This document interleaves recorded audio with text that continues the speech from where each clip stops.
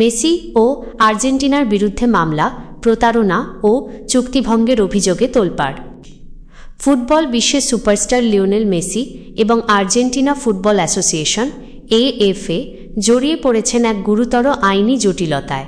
প্রতারণা এবং চুক্তিভঙ্গের অভিযোগ এনে তাদের বিরুদ্ধে যুক্তরাষ্ট্রের ফ্লোরিডার একটি আদালতে মামলা দায়ের করেছে ইভেন্ট ম্যানেজমেন্ট প্রতিষ্ঠান VID।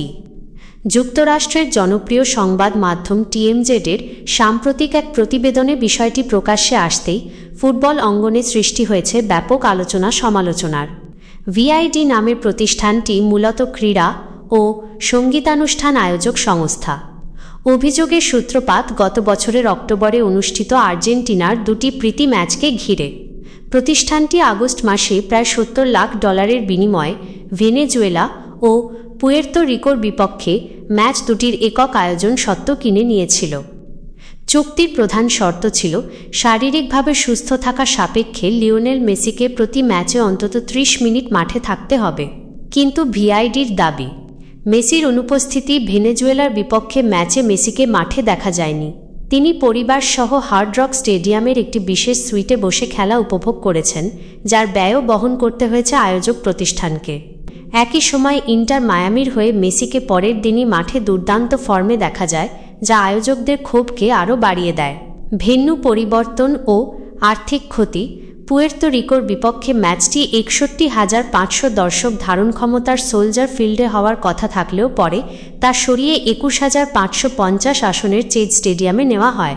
এতে টিকিটের বড় অঙ্কের রাজস্ব হারিয়ে VIDর $10 লাখ বেশি ক্ষতি হয়েছে।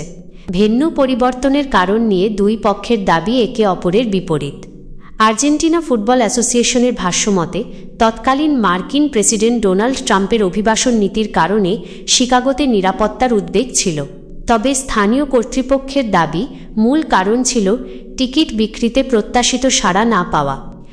VID জানিয়েছে, ক্ষতি পুষিয়ে নিতে AFA তাদের চলতি বছরে চীনে একটি প্রীতি ম্যাচ আয়োজনের প্রতিশ্রুতি দিয়েছিল, কিন্তু গ্রীষ্মকালীন আন্তর্জাতিক ব্যস্ততা এবং বিশ্বকাপের প্রস্তুতিতে ব্যস্ত থাকায় সেই পরিকল্পনা এখন আর বাস্তবায়ন সম্ভব নয়।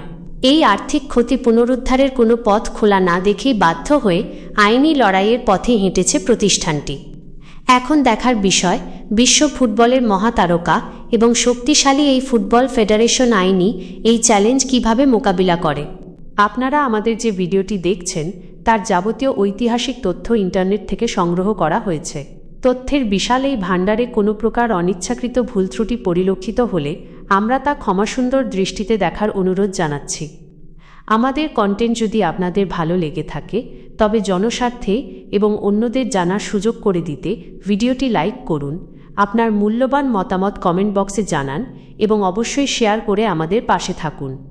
পরবর্তী আপডেট পেতে আমাদের সাথেই থাকুন। ধন্যবাদ।